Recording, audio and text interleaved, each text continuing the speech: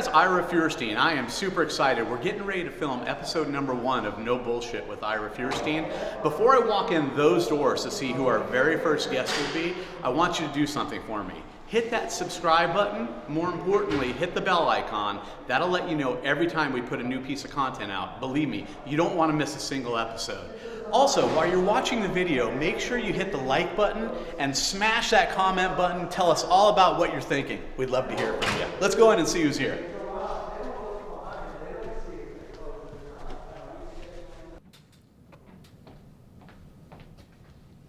Oh, Patrick Oborn from Telarus. Patrick, good to see you. How you doing, Ira? Good to see you too. Episode number 1.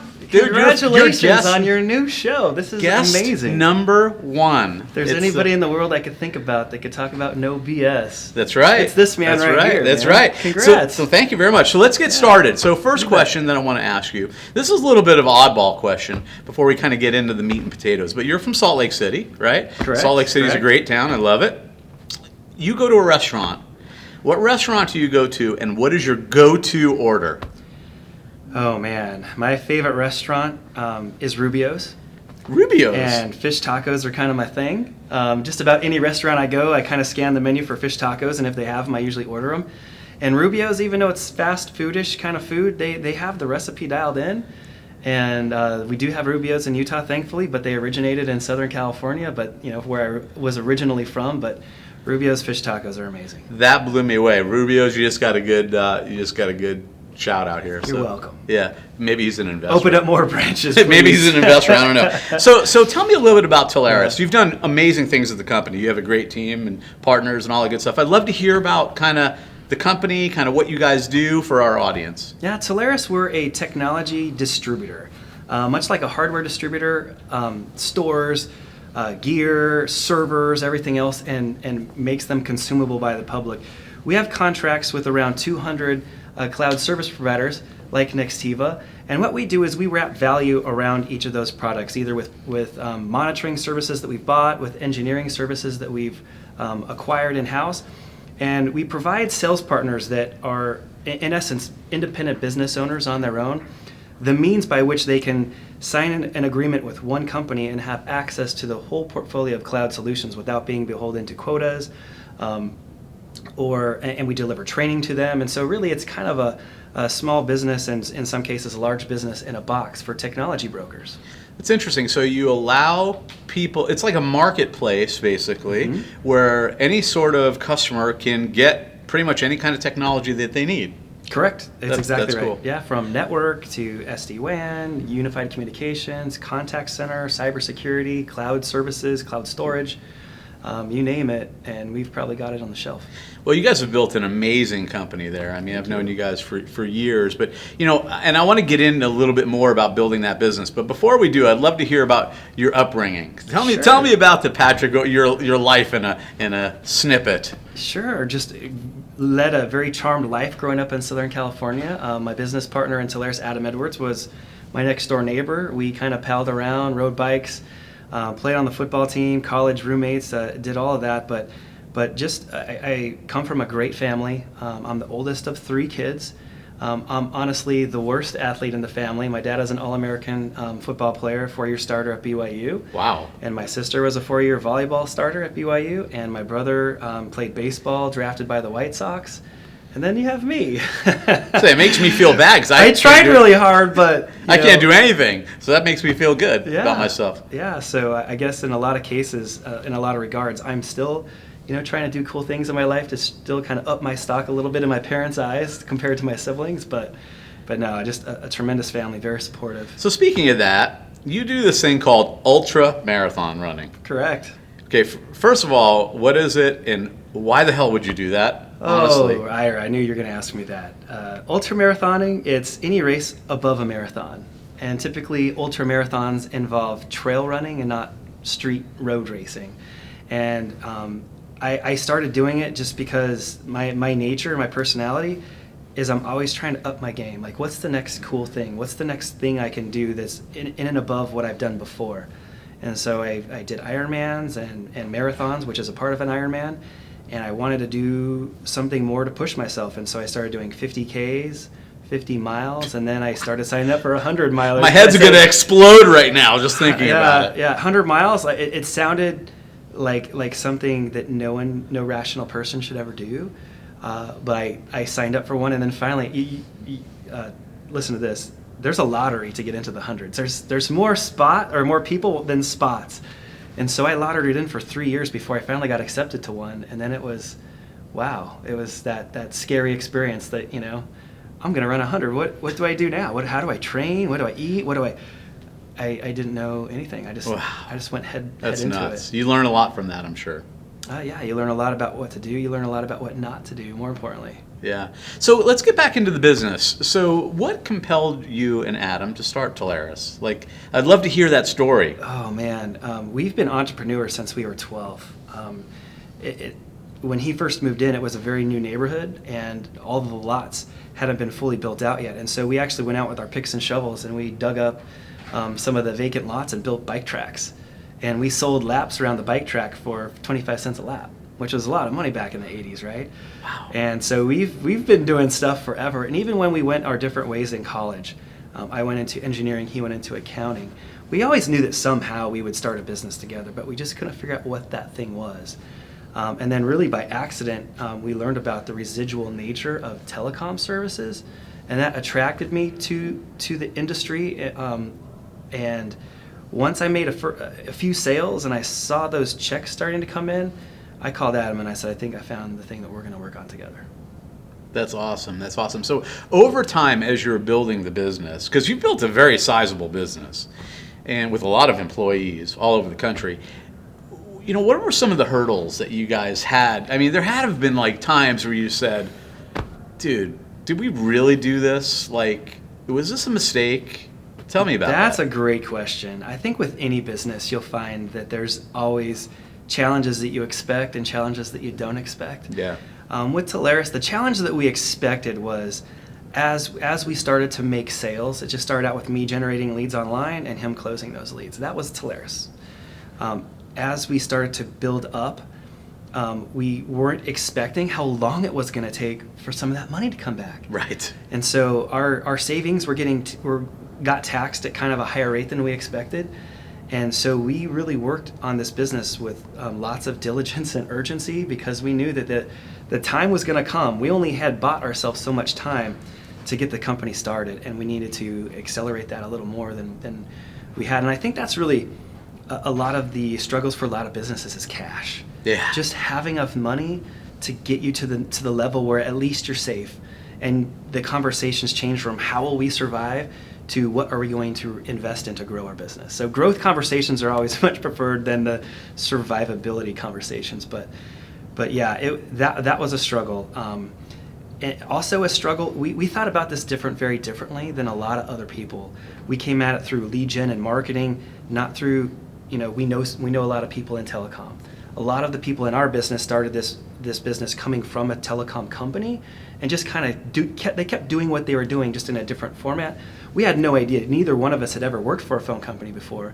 So we got in and sold our vision of we're going to generate leads online, we're going to hand them out to partners, it's going to be a fantastic business model, and no one really believed us. And so I think another challenge was selling the vision was extremely hard. And I think maybe 10% of the people who heard our story actually believed that anything near that we could pull it off. Right. And so having the doubters, and we created some cool technology for real-time quoting, and the struggle with that technology was just getting providers to give us the data. It wasn't even writing the software code, which was amazing that we got patented and everything else, but just getting people to believe enough to give us an at-bat was really the struggle. And that's pretty much the struggle with every business, is just having people buy into your vision and giving you the at-bat. So when you first started out, many business owners tell me, they're like, listen, I wish somebody would have just taken me aside at the beginning, right at the beginning, and gave me a piece of advice, in building a business. Did that happen with you, or tell me about that? Oh yeah. Before I started Telarus, I had started some other businesses that didn't do so well, and I thought that giving equity to people would incent them enough to really care as much as I did. And one thing that Adam taught me being in business is that equity is forever. And if you can afford to pay somebody, even if you have to go into debt, pay them. If they're not going to be bought into your vision If your company is not going to be deliberately or directly dependent upon them for a mission critical need, keep that equity for yourself and go in debt and pay the contractor. When we first started Telarus, we paid 10% of our company to some software developers to help us build some things. 4 years later, when we bought the equity back, it was 10 times more expensive than at the time that we did it. And we had enough room on our credit card. We could have probably cash advanced that. But man, don't bring people into your business on an equity basis that aren't going to be there long term. Don't just do it as a thank you for the code or thank you for your services. Pay cash for that stuff. Go into debt. Yes. Even though most self-help do go into debt. In business, go into debt. Don't sell equity. Equity is precious, and I see so many people raise money and dilute themselves. I saw a recent Shark Tank where a person came in, gave a really good presentation, and Mark Cuban asked them, "How much of the company do you guys still own? Sounds like you guys have been through a few rounds." And they said, "Oh, we own 30%." And Mark Cuban's like, "You're hired help. You don't even own your company. I want to talk to the owners." And these entrepreneurs, they didn't realize the consequences of parting with equity too soon. Oh, that's a good point. So what is something, over the years, I'm sure, I fail at a lot of things. Just ask my kids. They'll tell you that all the time. But what's one thing that you failed at that you learned from? The one thing that I fail at is understanding people to a deep enough level where I can know what to expect. I'm a very trusting person, probably in many cases too trusting, and I let people into my life and I let people into my business, and I always have the best intentions, and this is really where Adam kind of balances me out, because it's a weakness that I have. I have a tough time sniffing out BS. Yeah. I have, again, I'm very trusting, and sometimes that really comes back to bite me and bite the company, where again I have faith where maybe it's not deserved. And so in the one case it's a failure, but in a lot of cases you can honestly say that the reason we're here today is because of that trait, because Patrick gave me a chance, and there's other people where I gave a chance and it blew up in my face, and it happens a lot, but it's a risk you run when you're a trusting person. Absolutely. There's a lot of business owners, people trying to start businesses, trying to grow their business here that are watching this show. And, I always like to ask, if you could give them one hot tip that can help them 10x their revenues or just achieve some remarkable growth, what would it be? Let me give you 2 tips. Bonus. And they kind of overlap. Number 1 is always be selling the vision of your company. Just because you're an owner or you're a chief executive, your job isn't to face internal and run the day-to-day operations, even though it is. Your primary job is to sell the vision to people looking to invest in your company, selling the vision to people looking to buy product from your company, but most importantly, a lot of people miss this, selling the vision to the people that work for you. Yes. If you're in the top spot, you have a perspective that the people underneath don't have. They need to see what that vision is. They need to see how they relate to that vision and where they fit into that vision. And if you can do that, that's incredible. The second thing is to communicate that vision. And I found that LinkedIn is the most powerful platform that you can use to communicate your vision to both your coworkers, to your suppliers, to your upstream and downstream. Everybody out there who you could possibly be working with, you can communicate that vision directly without any buffer, any filter, obviously. And it's been an amazing game changer for our business. Back in the day, you used to had to pay some pretty hefty fees to either go to a trade show or get an ad in a magazine or something to that nature. You're talking tens of thousands of dollars just to put anything out there, and to have anything stick, it has to be consistent. So you're looking at a consistent spend of money on trade shows, which are not every month, or magazines, but man, LinkedIn, you can put things out in a bite-sized packaged way. And the third thing, other than LinkedIn, is video, like we're doing right now. You can directly communicate to your audience, and in a lot of cases, the human psyche, right, the way a human interprets a video is like there's a two-way conversation. And you talk to people at the trade shows and everything else, and they feel like they've been a part of your life. They feel like they know you, they've talked to you, and it's freaky. Actually, it is freaky. Sometimes it's sometimes too freaky. I was in Vegas a couple weeks ago for a show, and I'm literally walking from one appointment to another, and I'm not going to say who this person is because I don't know who it is, but she came running out from a Starbucks directly at me. And she was like, Ira! She goes, I've seen your LinkedIn stuff. She goes, one of my coworkers loves your posts. Can we just take a picture together? And I was like, okay, sure. But that just proves your point. It's a cool side effect, but man, having that direct connectivity to your audience, and the great thing about LinkedIn is you choose who the audience is. Absolutely. It's so laser targeted. And it's free. It takes time, money, and effort to put in the effort to build the content that connects with the audience. But man, having that no gatekeeper fee, Right. Unbelievable. Absolutely. Game changer. So 2 final questions. We're going to wrap this thing up. And I like to have a little fun at the end here. So, what are you curious about right now? You built a great business, but what are the things that interest you other than the business? There's a couple things that interest me. Number one is sustainability, renewable energy, that type of stuff. In another life, I would love to open up an electrical or electricity power supply company with solar, wind, all of that type of stuff. I'm an electrical engineer from college, and I didn't take a lot of power classes, but I took a few, and that amazes me. The amount of power coming out of our sun, and especially here in Arizona, right? 50% of the sun's rays end up in Arizona. Yeah. Trying to figure out a way to harness that in a way that basically feeds our whole economy, feeds our whole lifestyle, feeds every human on Earth the power that they need to run their cars, run everything. And the fact that we're not pushing harder on that, I don't know, troubles me a little bit. And I, instead of waiting around for other people to solve that problem, maybe I would love to jump in. The second thing I'm fascinated with is astronomy.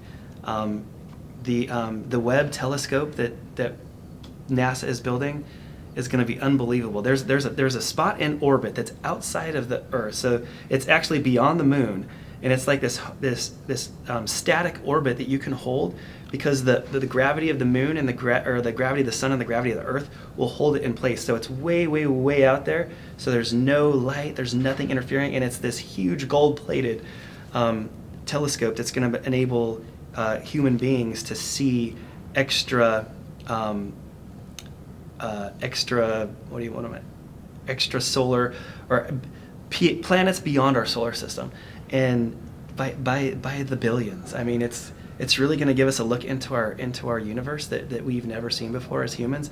The Hubble has been great, but the Webb telescope, even though it's over budget and delayed and everything else, once that thing launches, you're going to see discoveries, like unparalleled in human history. That's crazy. That kind of stuff interests me. Yeah, it's crazy. So you actually answered my last question, which was if this whole telecom thing doesn't work out for you, which I don't think is going to be the issue, but if it didn't, I guess you'd be an astrophysicist. Astrophysicist or some type of sustainability engineer. I'm fascinated. Like, all of the answers are right in front of us. We just have to have the willpower. We just, as a species, as human beings, we just have to have the desire to do it.